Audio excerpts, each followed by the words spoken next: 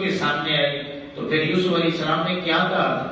اب قرآن کی آیت ہے، انہوں نے آیت پڑھی کہ لا تثریب علیکم الیوم یغفر اللہ لکم، آج بدلہ لینے کا دن نہیں ہے، معافی دینے کا دن ہے، تو میں اپنے بھائیوں کو معاف کرتا ہوں۔ آقا علیہ السلام نے فرمایا میں بھی اپنے بھائی یوسف علیہ السلام کی سنت پہ عمل کرتا ہوں، آج میں بھی اللہ کے لیے سبھی کو معاف کرتا ہوں۔ اللہ اکبر۔ اور پھر اس صفت کو اللہ نے اس انداز میں بیان کیا چوتھے پارے میں، فَبِمَا رَحْمَةٍ مِّنَ اللَّهِ لِنتَ لَهُمْ وَلَوْ كُنتَ فَظًّا غَلِيظَ الْقَلْبِ لَانفَضُّوا مِنْ حَوْلِكَ فَاعْفُ عَنْهُمْ وَاسْتَغْفِرْ لَهُمْ وَشَاوِرْهُمْ فِي الْأَمْرِ فَإِذَا عَزَمْتَ فَتَوَكَّلْ عَلَى اللَّهِ إِنَّ اللَّهَ يُحِبُّ الْمُتَوَكِّلِينَ۔ اس کا معنی یہ ہے، اللہ فرماتا ہے کہ میرے حبیب کریم علیہ السلام، میرا آپ پہ بڑا ہی فضل ہے، بڑی رحمت ہے کہ آپ نرم دل ہیں، جلدی جلدی معاف فرما دیتے ہیں۔ اگر آپ سخت روح ہوتے تو پھر ان لوگوں نے آپ کے قریب نہیں بیٹھنا تھا۔ اور پھر فرمایا کہ میرے حبیب کریم علیہ السلام فاعفو عنہم، معاف فرما دیجیے، واستغفر لہم، ان کو بخشتے رہیے، وشاورہم فی الامر، آپ بڑے ہیں نا تو بڑے ہو کر ان چھوٹوں سے مشورہ لے لیجیے، وَشَاوِرْهُمْ فِي الْأَمْرِ فَإِذَا عَزَمْتَ فَتَوَكَّلْ عَلَى اللَّهِ، اور اپنے عزم کے ساتھ اپنے رب پہ توکل کیجیے، بے شک اللہ رب العزت توکل کرنے والوں کو پسند فرماتا ہے۔ ایک جگہ فرمایا فَاعْفُ عَنْهُمْ وَاصْفَحْ، اے میرے حبیب کریم علیہ السلام معاف فرماتے رہیے، درگزر فرمائیے، بے شک اللہ محسنین کو پسند فرماتا ہے۔ ایک حدیث پاک میں آتا ہے، حضرت ابو ہریرہ رضی اللہ تعالیٰ عنہ بیان کرتے ہیں کہ آقا کریم علیہ السلام نے فرمایا کہ معاف کر دینے سے کسی کی عزت کم نہیں ہوتی، بلکہ اللہ رب العزت اس کی عزت میں اضافہ فرما دیتا ہے۔ پھر ایک حدیث پاک میں اس طرح آتا ہے کہ حضرت عبداللہ بن عمر بن عاص رضی اللہ تعالیٰ عنہ بیان کرتے ہیں کہ آقا کریم علیہ السلام آئے مسجد میں، سیدھے ممبر پہ بیٹھ گئے، بس 4 جملے ارشاد فرمائے۔ حضور نے فرمایا ارحموا ترحموا، دوسروں پہ رحم کرو اللہ ان اللہ کان عفوا غفورا۔ تمامی احباب کو السلام علیکم ورحمۃ اللہ وبرکاتہ۔ وعلیکم السلام الانبیاء صلی اللہ تعالی علیہ وآلہ وسلم کے غلام، آج کا ہمارا مضمون ہے عفو درگزر کی اہمیت۔ اللہ رب العزت نے ارشاد فرمایا ان اللہ کان عفوا غفورا، بے شک اللہ تبارک و تعالی معاف فرمانے والا، بخشنے والا ہے۔ اس ایک آیہ کریمہ میں اللہ رب العزت نے اپنی 2 صفات کو بیان کیا ہے، ایک عفو اور دوسری غفور۔ عفو کا معنی ہے معاف فرمانے والا، گناہوں کو مٹانے والا۔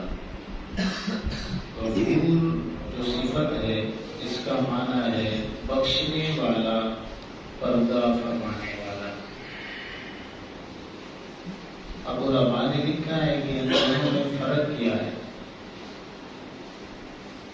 اگر آپ توجہ کریں گے تو پھر آپ کو معنی سمجھ آئے گا اور پھر بات بھی بڑی واضح سمجھ آئے گی۔ عفو معاف کرنے والا، مزید وضاحت کی جائے تو گناہوں کو مٹانے والا۔ غفور بخشنے والا، اور جب مزید وضاحت کی جائے گی تو پردہ فرمانے والا۔ اب کسی چیز کو مٹانا اور کسی چیز کو چھپانا، اس میں بڑا فرق ہوتا ہے۔ اللہ اکبر۔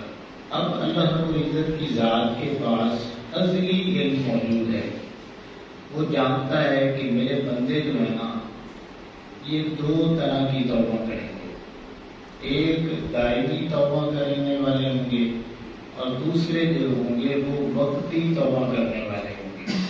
گناہ کیا، توبہ کی، پھر وہی گناہ میں ملوث ہو جائیں گے۔ تو امام الانبیاء صلی اللہ علیہ وسلم کے علماء جو اللہ کے بندے سچی پکی توبہ کرتے ہیں نا، تو اللہ رب العزت ان کے ساتھ معاملہ عفو والا فرماتا ہے۔ کیا مطلب؟ کہ معاف فرما دیتا ہے اور اس بندہ مومن کے گناہوں کو بھی مٹا دیتا ہے۔ اور جو وقتی توبہ کرتے ہیں نا، اللہ بخش تو دیتا ہے لیکن پردہ ڈال دیتا ہے۔ اب پردے کے پیچھے چیز موجود ہوتی ہے، ٹھیک ہے نا، تو جب مٹ جاتی ہے تو وجود نہیں ہوتا۔ تو جو دائمی توبہ کرتے ہیں نا، پکی توبہ، اللہ رب العزت وہ سرے سے گناہ مٹا دیتا ہے۔ اور جو وقتی توبہ کرتے ہیں، اللہ پھر بھی توبہ قبول فرما لیتا ہے، لیکن ازلی علم ہونے کی وجہ سے مالک جانتا ہوتا ہے کہ انہوں نے پھر ملوث ہو جانا ہے، تو وہ پھر بھی کرم اتنا فرماتا ہے کہ پردہ ڈال دیتا ہے۔ اب اگر بندہ اس پہ قائم ہو جائے تو عفو والا معاملہ ہو جاتا ہے، اگر بندہ قائم نہ رہے تو پھر وہ پردہ اٹھا دیا جاتا ہے اور وہ گناہوں کا سلسلہ اسی طرح آگے پھر۔ اس لیے امام الانبیاء صلی اللہ تعالی علیہ وسلم کے غلام عفو، یہ جو اللہ کے نام ہیں ان میں ایک یہ نام عفو، یہ اللہ رب العزت کو بڑا ہی پیارا نام ہے۔ حتیٰ کہ قرآن مجید میں اللہ رب العزت نے اپنے حبیب کریم علیہ السلام کو فرمایا خذ العفو، اے میرے حبیب کریم علیہ السلام آپ بھی معافی دینے والی روش اختیار کریں۔ اندازہ لگائیں، معافی تو اللہ دیتا ہے، لیکن اللہ نے حکم دیا کہ میرے حبیب کریم علیہ السلام یہ والی صفت آپ کو بھی اپنانی چاہیے۔ ایک شعر میرے ذہن میں آ رہا ہے، بڑا ہی پیارا ہے، سلطان قوم کا فارسی ہے کہ فقر مومن چیز از تصویر جہاد، بندہ تاثیر او مولا صفات، کہ اللہ کا ولی مقبول پیارا بندہ وہ نہیں ہوتا کہ جو مختلف سمتیں کائنات کی تسخیر کر لے، چاند تک پہنچ جائے، سورج کے قریب جا پہنچے، کسی سیارے پہ جا پہنچے، تو یہ ولایت کا معیار نہیں ہے۔ آپ فرماتے ہیں بندہ تاثیر او مولا صفات، اللہ رب العزت کی صفات کا جتنا رنگ بندے پہ چڑھتا جائے گا وہ بندہ اللہ کے پھر اتنا قریب ہوتا چلا جائے گا۔ اور پھر اس کائنات پست و بالا میں آقا کریم علیہ السلام کی ذات سے بڑھ کر اس دنیا میں اللہ رب العزت کی صفات کا رنگ کتنا آقا کریم علیہ السلام پہ چڑھا ہے، کسی پر بھی نہیں چڑھا۔ یہی وجہ ہے جب اللہ کی صفات کا رنگ سب سے زیادہ آقا علیہ السلام پہ چڑھا ہے تو اللہ رب العزت کی جو قربت تھی، معیت تھی، وہ اللہ رب العزت نے سب سے زیادہ اپنے حبیب کریم علیہ السلام کو عطا فرمایا۔ اللہ اکبر۔ تو امام الانبیاء صلی اللہ علیہ وسلم کے غلام آقا کریم صلی اللہ علیہ وسلم کی زندگی، ساری زندگی اب وہ درگزر سے بڑی پڑی۔ آپ نے ساری زندگی اپنی ذات کے لیے کسی سے بدلہ نہیں دیا، لیکن جہاں پہ حدود اللہ کی باری آئی، اللہ کا معاملہ آیا، وہاں پہ آپ نے ہاتھ بھی کٹوائے، وہاں پہ آپ نے کوڑے بھی لگوائے، وہاں پہ آپ نے سنسار بھی کروایا، اور وہاں پہ آپ نے قتل بھی کروایا۔ ذاتی معاملہ معاف کر دیا، جب اللہ کا معاملہ آیا، شریعت کا، دین کا، اور قرآن مجید میں جو اللہ کی حدیں بیان ہوئی ہے، جس نے ان کو قرار دیا، پھر قرآن کے مطابق ان کو سزائیں دی تھی۔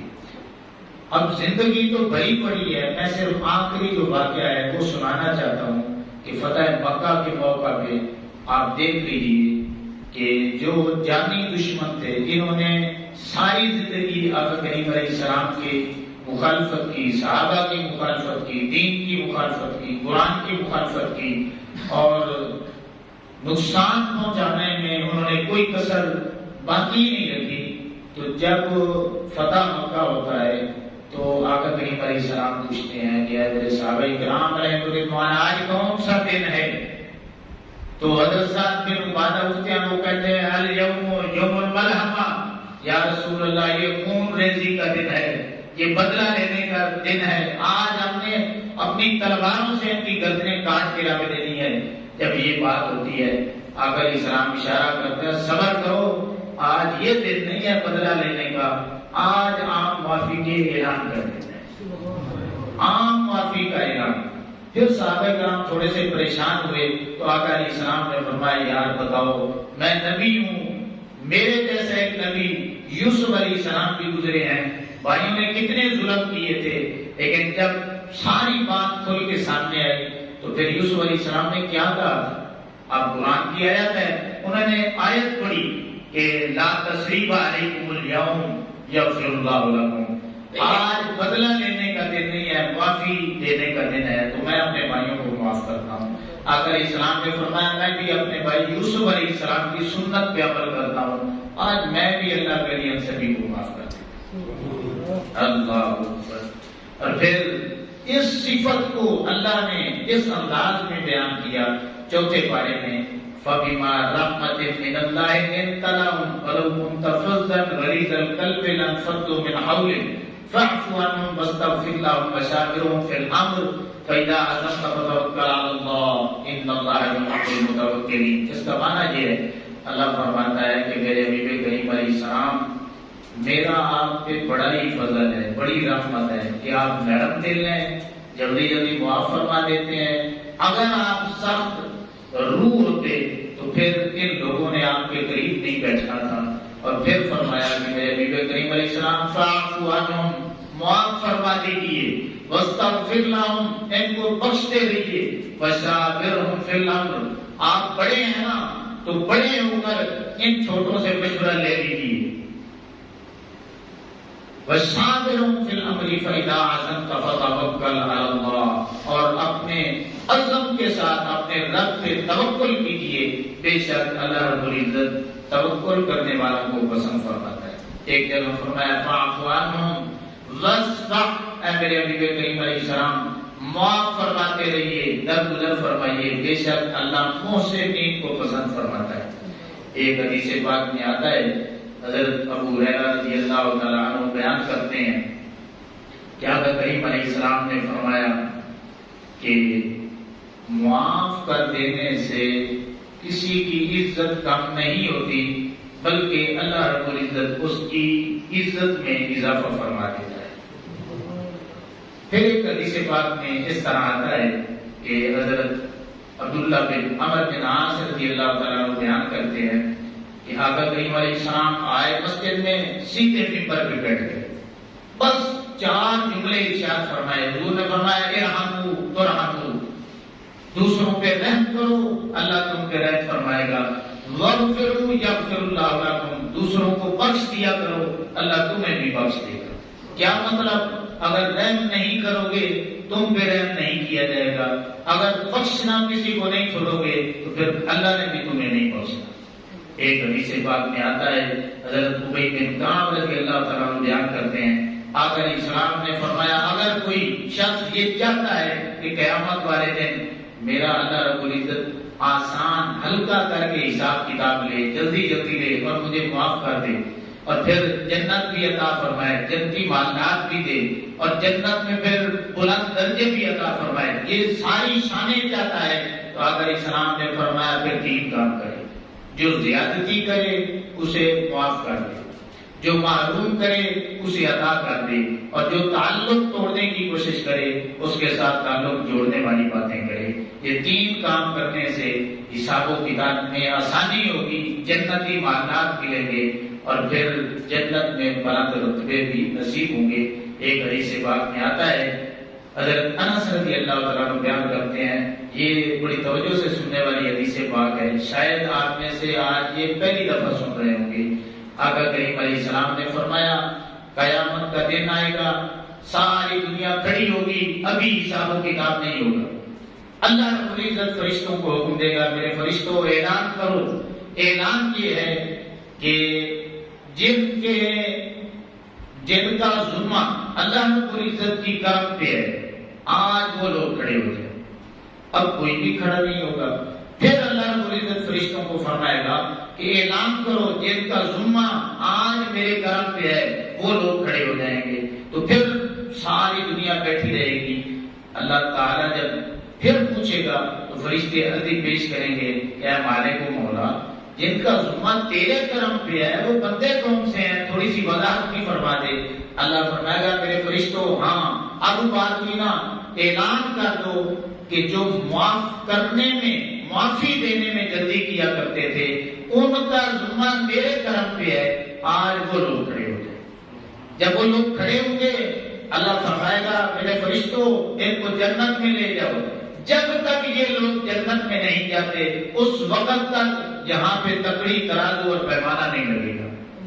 یہ بلا حساب و کتاب جنت میں جائیں گے, ساری دنیا کھڑی ہوگی. اللہ فرمائے گا کہ اب حساب ان سے لیا گیا.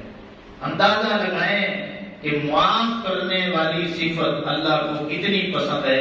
قیامت والے دن بھی اللہ رب العزت نے ان لوگوں کا اکرام کرنا ہے, ان کی جو شان ہے اللہ نے اس کو بھی بیان کرنا ہے, اور بلا حساب و کتاب داخلہ جو ہے جنت میں ان لوگوں کا ہونا ہے.